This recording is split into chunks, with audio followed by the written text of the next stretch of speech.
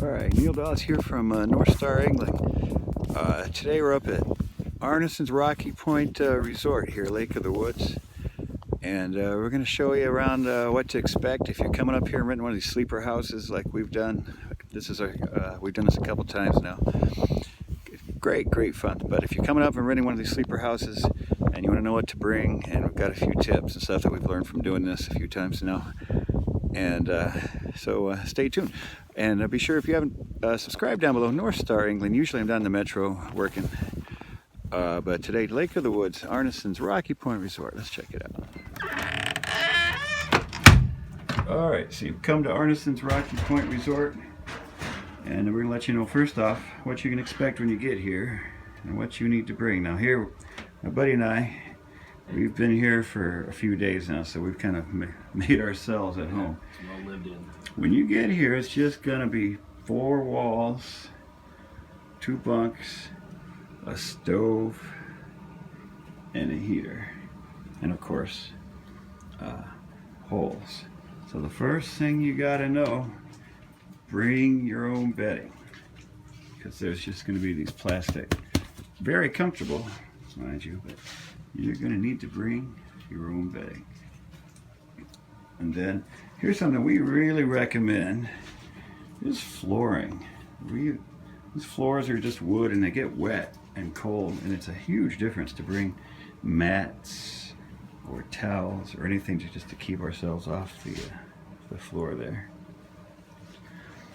Now here's something, if you stay down at Red or Mille Lacs or something, you're probably used to houses that have rattle wheels. These don't. So if you're going to be eelpout fishing at night, you're going to need to bring some rattle wheels. Make sure you have. And if you're just doing this for the first time, here's something we figured out last year. Or we didn't figure out last year, we've just figured out this year. When you hear the rattle wheel, because you know we're used to tip-up fishing for pike, and we thought they were just going to run. Where's one we can make run and make the sound? Yeah, I'll take them down. Yeah, we thought they were all going to make this sound and just rattle, but they don't. It'll just hit it like once and sit there. And when it does that, you go set the hook. It's not going to take off, and you're not going to get this big screaming run. And it took us a bit to figure that out because they just sit there and chew on it. So make sure set the hook right away. Bring rattle wheels. Space is pretty limited. There's a little shelf here. Yeah. The one we had last year, there was a little shelf up here, and you can see this one used to have it. Yeah. And there's a card table, which is just going to get stuff on it, because that's just how it is. Yeah, when you're living in a little room, it's going to get stuff on it. So this year I brought up one of the little clam tables, and it's nice to have somewhere else to try to keep the place neat, right? It has 2 bunks, like 4 people technically can stay here, but man, you better be good friends with them. It's going to be pretty tight for 4 folks. Perfect for 2, which is how we've always done it. So, flooring. Uh-oh, somebody's coming by to fix something, fix our stove pilot light, which has gone out. So 1 second, we'll get right back to this. Yeah, our oven pilot light had gone out. And the handy thing, they got the phone number right here. And if something goes wrong, they send the folks right out. Well, I think my buddy might be getting ready to catch one. Send somebody right out if you run out of bait or pretty much need stuff. So that's handy. And another thing that's real important to know, because you're probably wondering when you come up, is the luxurious accommodation. Hey, there's worse things when it's well below 0 out. The toilet paper they provide is, well, let's just say we brought our own nicer toilet paper and have not regretted that. But so you got a place there. Oh, and also in the bathroom, well, we didn't know this last year. There's 2 more USBs, which was really handy, except that it's solar powered, and they told us they're phasing their solar out because people kept stealing their batteries. So because folks can't have nice things, it's too bad, because it's really nice being able to have a built-in chargers in there, even though it's kind of an odd spot for it.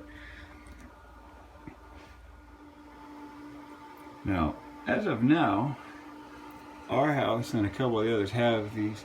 A couple of battery powered, the fan and the light. And there's another light, and there's one back there in the bathroom. But they're solar powered off that battery, which means we think they're going away.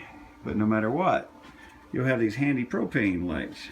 I think they're off the propane, right? Yep. Everything's running. You can And, see right here. It's all Oh, running. sure. It comes right from the tank. And here, Mike will show.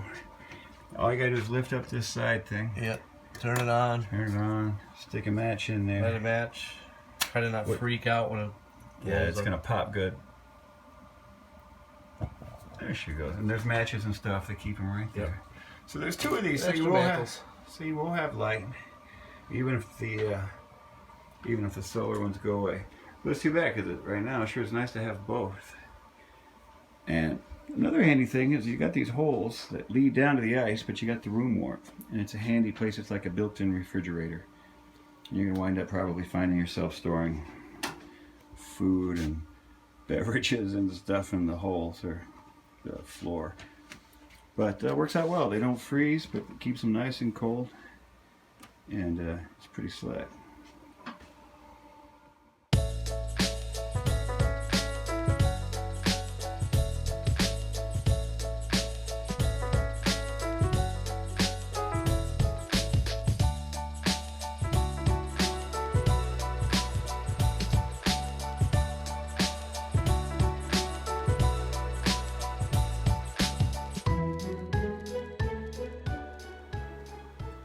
All right, now my buddy and I were up here.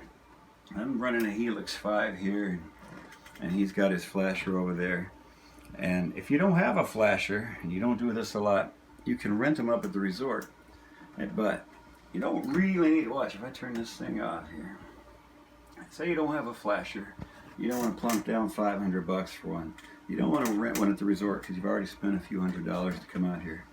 Just take a little jig head. The bait is included with the cabin. So take a little jig head, hook him behind the dorsal, take whatever rod you have, and just send it to the bottom. Now it'll take a bit because we're out here in 30 feet, but the line will just play out. Don't have to know where it is. Don't get impatient. But sooner or later, it'll go slack and it'll stop playing out.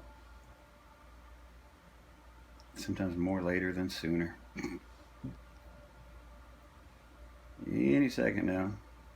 It's still playing out. It'll be real ice. There it goes. It stops peeling out. It goes all slack. So when it does that, you know, right here you can feel it. You know, maybe 2 handles worth. Now I've got a rod holder on the bucket. These are $1.50. But set it on the table, the toolbox, the tag box. Just plop your rod up. You're this high off the bottom. You're in the fish zone. You see the rod go over.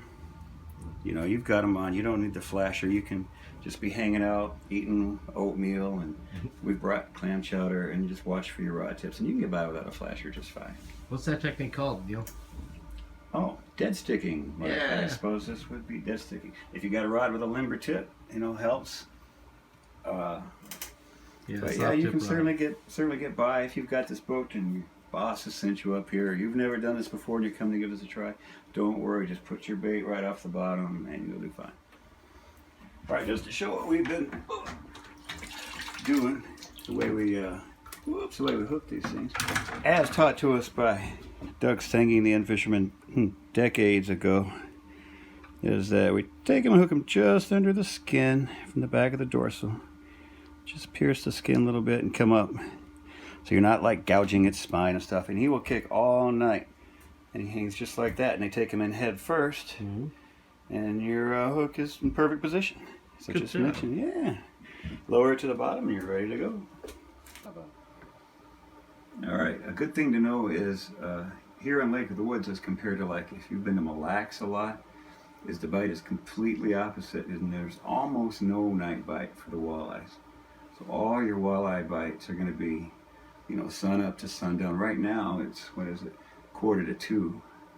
And, you know, we've had flurries. That's another thing. There's going to be lulls, flurries, because you kind of come up here and you're thinking, man, Lake of the Woods, we're going to slaughter all these fish. And you might. Like our first day of doing this, we caught, 45, 50? Yeah. 50. And the first day, and we thought, man, this is great. We thought every day is going to be 50 fish days, and every day is not going to be 50 fish days.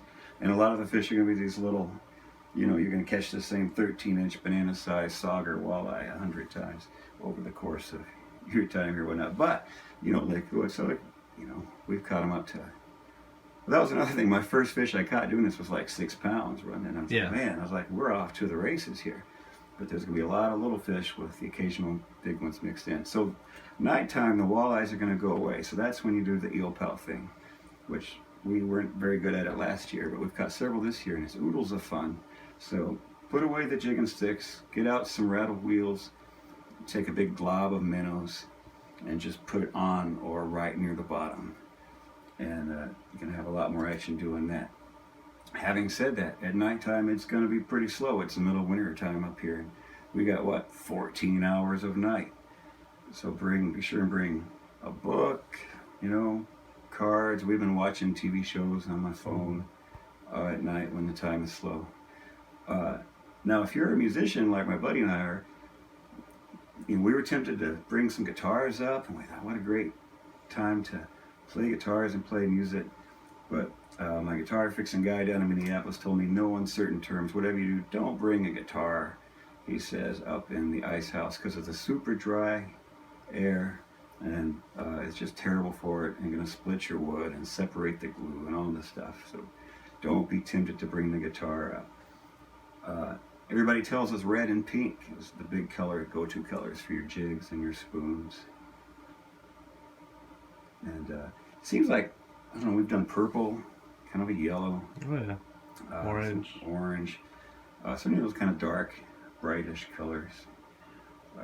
It's all good to know. And anything else I can think of that I would know before coming up here.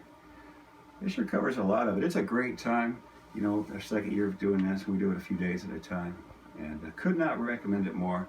Coming up to Arnesen's Rocky Point Resort. I'm distracted because there's a fish coming up to me. Meanwhile, you're checking out from North Star Angling. If you haven't, be sure to subscribe down below. Usually I'm down in the metro working on the bass and pike and walleyes and all the fun stuff. And we'll see you next time.